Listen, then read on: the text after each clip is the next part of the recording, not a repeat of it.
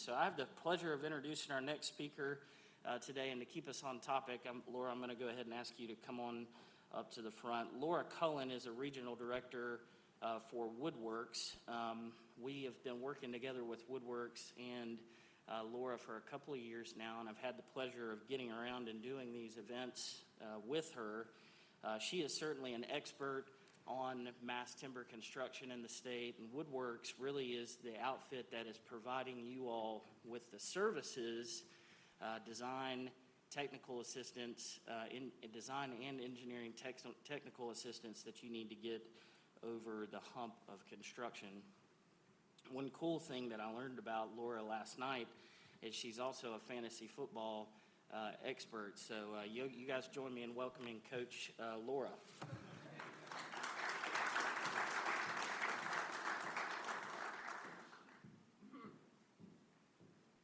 All right. Lower this because I'm not nearly as tall as Matt is. Good morning, everybody. It's a pleasure to be with you today. Like Matt said, my name is Laura Cullens. I am the regional director. I'm the Woodworks regional director for the states of Georgia, Alabama, Mississippi, and Louisiana. And I am based here in Atlanta, so I see a lot of familiar faces in the crowd today and some new ones as well, so I look forward to meeting you. So Matt Cantner started us off with some example projects that his firm has been working on. I'm going to step us back just a little bit. I'm going to do an overview of mass timber to start us off to make sure that everybody is on the same page here. As soon as I figure out how to do this. There we go. All right, there we go. So I'm going to be starting us off with an overview of mass timber construction today, talk about products and how we can build our buildings with them, what the building code has to say. So I'll tell you a little bit about myself very quickly. I am a structural engineer by training, have about 7 years experience in design and consulting. The vast majority of my time was type 3, type 5, mixed use multifamily, so a lot of wood construction. So like I said, I am with Woodworks. If you're not familiar with Woodworks, we are a nonprofit, and we provide project assistance and education to architects, structural engineers, contractors, and developers on their wood building projects, be that light wood frame, mixed-use multifamily projects, or that could be mass timber. So the service, the assistance that I provide runs the gamut from help. I just got, I cannot get this detail through the building official and I don't know what else to do, to help. I just got my first type 3 project and I don't know what's different, to help. I just got my first mass timber project and I don't even know where to get started. So we do have a great website, woodworks.org, where we have a ton of resources on light wood frame construction as well as mass timber. Right? As Woodworks is a nonprofit, we do have funders. Our funding partners are the Softwood Lumber Board as well as the U.S. Forest Service. We also have multiple program partners. These are our lumber manufacturers, engineered wood product manufacturers, as well as our mass timber manufacturers, fabricators, and installers. So we thank them as often as we can. So like I said, this is going to be an overview presentation on, or my time is going to be an overview of mass timber construction. So let's step through these typologies now. The image on the left is what we call light wood frame construction. Many of us in the room are familiar with this. This is 2x4, 2x6 stud walls with wood floor and roof with your product of choice. That could be trusses, that could be joists, whatever the case may be. We see this quite commonly in single-family residential construction, as well as mixed-use multifamily buildings. Okay? The image in the center is what we call heavy timber. And what differentiates heavy timber is the use of solid materials, solid members, right? It's a continuous piece of wood, right? For my architects and engineers in the room, this is most closely associated with type 4 construction. We don't see this construction type much these days, right? We usually use stud construction or increasingly mass timber, which is the image on the right. Now, what sets mass timber apart is the use of layers or laminations, right? So we're using dimensional lumber like a 2x4 or a 2x6. We place it either on its broad face or on its short face, place a layer of adhesive, and we create components in that manner. So let's step through the various mass timber products we have available to us. Starting with the images on the left, glue laminated timber. So we use glue lam for beams and columns. These are 2x members laid on their broad face. A layer of adhesive is applied, and then another 2x member is placed on top. And you continue this process until you have the desired depth that you're looking for. Okay, we can use these for beams and columns. Cross-laminated timber. The image is in the center. This is a really interesting product. It is probably the buzziest mass timber product right now. So this version is created with dimensional lumber. So it is 2x members laid on their broad face next to each other. A layer of adhesive is applied, and then the layer of lumber on top of that is rotated 90 degrees. So it has the same orientation as plywood. Okay, finally, we do have another CLT product, which instead uses structural composite lumber laminations instead of dimensional lumber. Like an LVL, laminated veneer lumber laminations, instead of dimensional lumber, right? I always like to highlight the local projects in Atlanta, and I will stop for just a second and talk about 619 Ponce. I will only talk about it for a second because you're gonna hear more about it later this morning. So this is a 4-story office building at the corner of Ponce de Leon Avenue in Glen Iris, right next to Ponce City Market. It is CLT, it is glue lam posts and beams with 4 stories of, it is glue lam post and beam with CLT floors and roofs. So I always like to talk about this one. It's a beautiful project. Square footage is quite large, 120,000 square feet. I will also quickly mention another CLT project in Atlanta that recently completed. Unfortunately, I don't have slides for that one yet. It's Brookhaven City Center in Brookhaven, right next to the MRTA station. So unfortunately, I don't have slides for that one yet, but we'll be in, sounds good. All right, moving on. For our products, dowel laminated timber. This one is an interesting product. So in this case, our dimensional lumber, our 2x's are laid next to each other on their short face. You drill a hole in those 2x members and insert a hardwood dowel. Now, as the moisture content of that lumber comes down, the hole shrinks, the dowel takes on that moisture, and you have a hard connection. Okay? We can use dowel laminated timber for floors and roofs. In Atlanta, we actually have 2 examples of dowel laminated timber in the city. The first one was mentioned earlier, T3 West Midtown in the Atlantic Station neighborhood. We also have Campus 244. This is in Dunwoody, just south of Perimeter Mall. This one is a really interesting project. It is a vertical expansion. So it was an existing concrete building with 2 stories of dowel laminated timber and glue lam on top of it. Right? So the contractor on this one was Winter Construction. I know I have several of you in the audience today. It's great to see you. So I always like to talk about this one. So this is dowel laminated timber.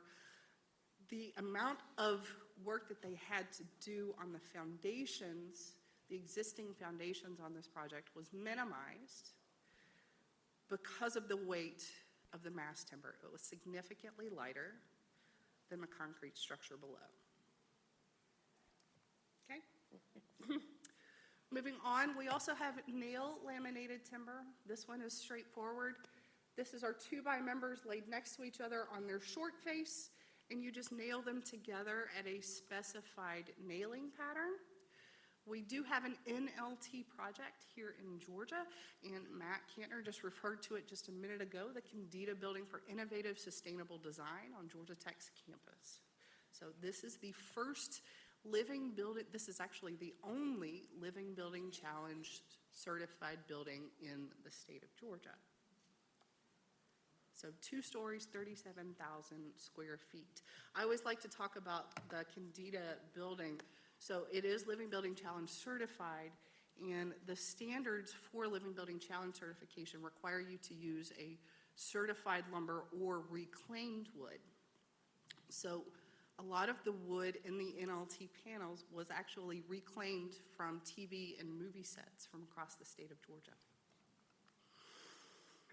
All right, let's talk about a couple of framing options that we have for our mass timber buildings.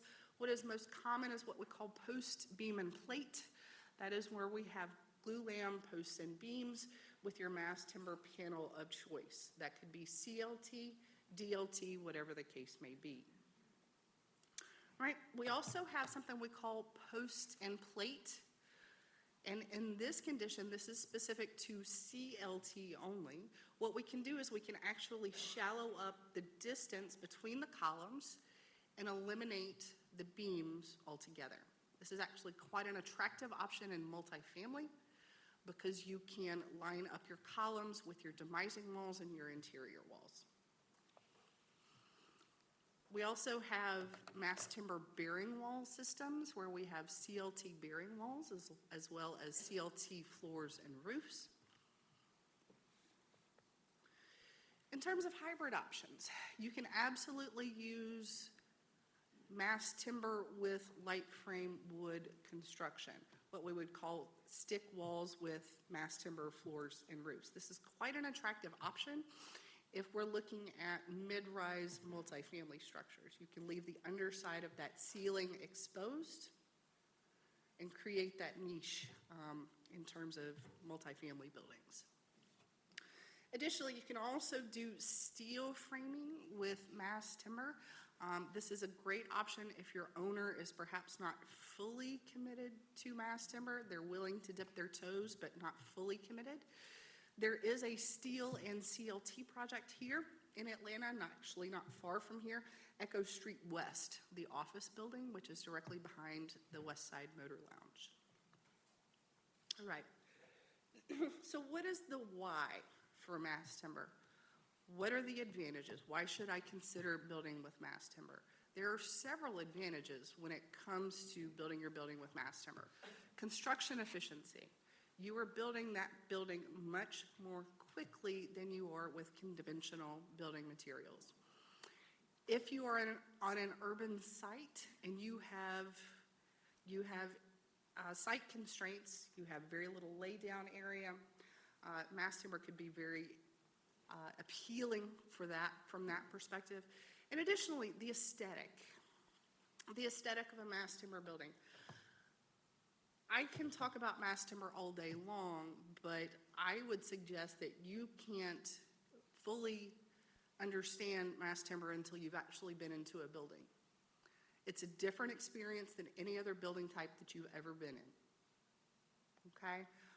Pottery Barn on the ground floor of 619 Ponce, you can see the mass timber in the Pottery Barn anytime that store is open. I encourage you to stop in and look, right? You can smell the wood. You can touch the columns, right? You know, it also speaks to this concept of biophilia. Bringing the outdoors in and its effect on the occupants of that building, right? Additionally, why mass timber? Do you have sustainability goals? Do you have an interest in reducing your embodied carbon, right? So, as we all know, in our building projects, time is always money, right? So what can we do? How does mass timber help us address this, right? a shorter construction period. Because the vast majority of these mass timber components are manufactured and fabricated off-site, they are trucked to the site and dropped into place. That means that you're putting that building together much more quickly. You can see up to a 40% savings in schedule when you're using mass timber. That means you're turning that building over faster. You're getting your tenants in more quickly. You're getting your tenants in more quickly, and you could perhaps be charging them more in rent. Material mass. Mass timber is significantly lighter than concrete or steel. That means smaller foundations and less site work. Again, that is beneficial. That is beneficial on urban infill sites where you have some serious site constraints. Additionally, you do have reduced embodied carbon. Embodied carbon is the energy that is released to the atmosphere to create these building materials. There is less embodied carbon involved in mass timber than in the production of steel or concrete. All right. Construction types. I want to talk about this very quickly. To make sure that everyone understands. There are 5 construction types in the International Building Code, types 1 through 5. Type 1 is our tallest. Type 5 is our shortest. Now, types 3, 4, and 5 are typically where our wood buildings live, right? Types 3, 4, and 5 are typically where our wood buildings live. However, we can actually have mass timber in types 1B and type 2. Footnote C of Table 601 in the International Building Code allows mass timber at the roof in types 1B and type 2. This is actually quite attractive in airports. We're seeing more and more airports choose mass timber as their building material. An example of this that recently opened last summer is the Portland, Oregon airport. Got to see it earlier this spring. It's absolutely gorgeous. All right. So Matt alluded to this earlier. In IBC 2021, we have 3 new construction types that are specific to mass timber, right? Type 4A, the one on the left, the tall one, 18 stories, 270 feet tall. Type 4B, the one in the center, 18 stories, 12 stories, 180 feet tall. And finally, type 4C, 9 stories, 85 feet tall. Now, Matt also mentioned that Georgia is going to IBC 2024 with an effective date of January 1st. We will have access to these construction types. And their required coverages starting in January. My final topic for today, and I'm sorry I've gone over time, but I'm wrapping up. Fire resistance, right? This is a conversation that everybody wants to have when it comes to mass timber. So what we know with all of our wood building components, there's been extensive fire testing done of all of these components. So we know how these components burn. As they burn over time, an outer layer of char develops, and then that protects the remaining cross-section that has not been burned.